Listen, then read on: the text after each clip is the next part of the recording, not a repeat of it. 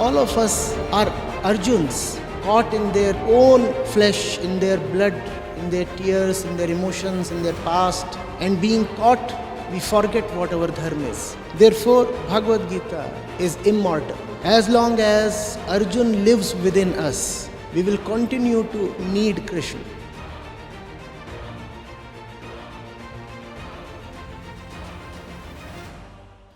Thank you so much for the opportunity again.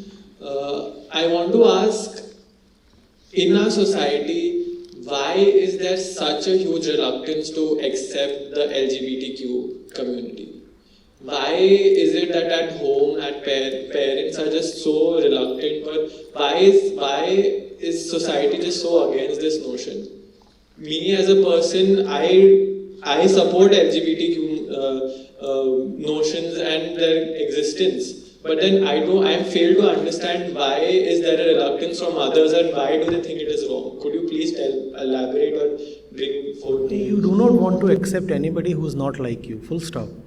It's not just about the LGBTQ community.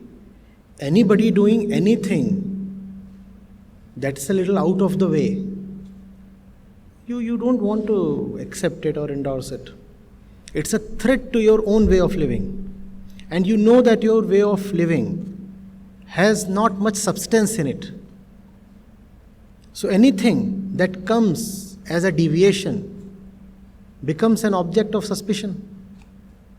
Not that I'm speaking here as a great LGBTQ supporter. I'm talking of the reason why we are so reluctant to look at alternate ways of life. Think of it. Aren't we all very, very deeply steeped in one particular way of living?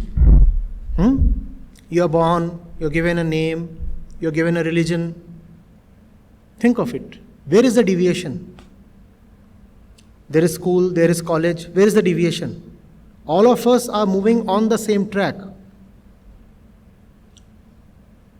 Then you get a job, then you get married,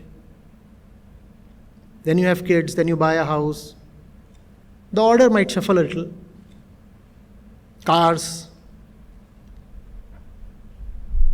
Then the kids have to be taken to school. Then you pester the kids so that they can clear the same entrance exam that you failed. And it's happening in every house, is it not? It's happening with everybody. As people, are we tolerant to deviations even a little? Tell me. You're talking of the LGBTQ community. Would you be tolerant towards someone who refuses to be educated? Education is a part of your script, right? Somebody says, I don't want to be educated. How tolerant would you be? In fact, you would be more tolerant towards a lesbian or a gay than you would be towards a person who refuses the ordinary kind of education. Right? Equally, having a settled job is a part of the script. How many of us would accept someone who says, I am never going to do a job. I have other things to do. I've realized myself, I know there is something very important I need to do, and it's not the normal job that most people do. How many of us will be prepared to really give a nod to such a person? Someone who says, I don't want to marry. Especially if the person happens to be a woman. Someone who says, I want to have a kid, but without marriage. How many of you would accept? It is outside the script. Anything that is outside the script, we are very resistant to because the script is false. Because the script is false, therefore it has to be protected. The truth is not so insecure. You very well know that just a few instances of deviations would totally tear down this false script. Therefore, you ensure that there are no deviations. Someone who says, I'm never ever going to buy a house in my life. Think of how his parents are going to react. Think, I'm not going to ever buy a house. Think of your own parents. You'll never buy a house? You'll never marry? Yeah, I will never marry, but I love kids. I'll have one. Think of your mother's face now. So it's not just related to the queer community. The problem is more generic.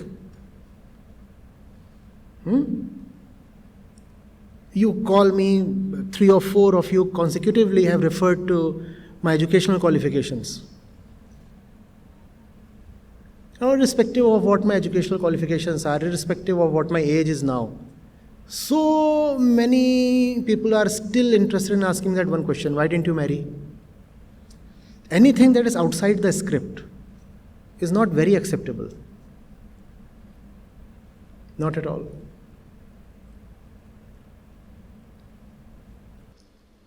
So, sir, are there any steps that we can take to help those people, at least make those other people more tolerant?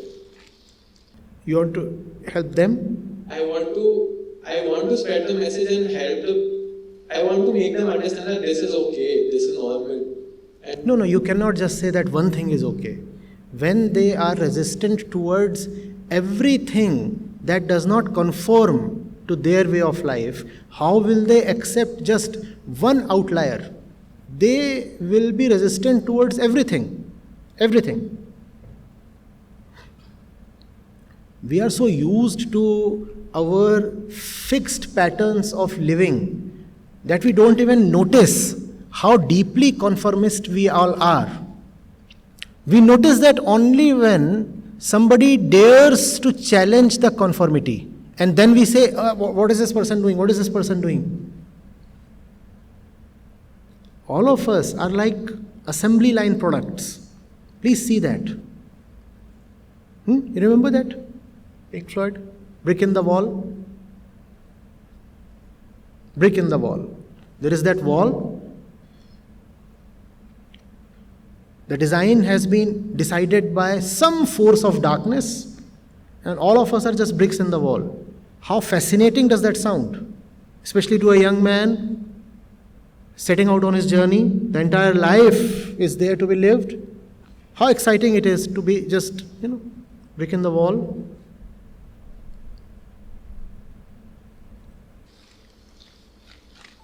so, sir, should we just accept them as they will never understand and just move on? Or Educate. That's what we are doing here right now. That's what we are doing here right now.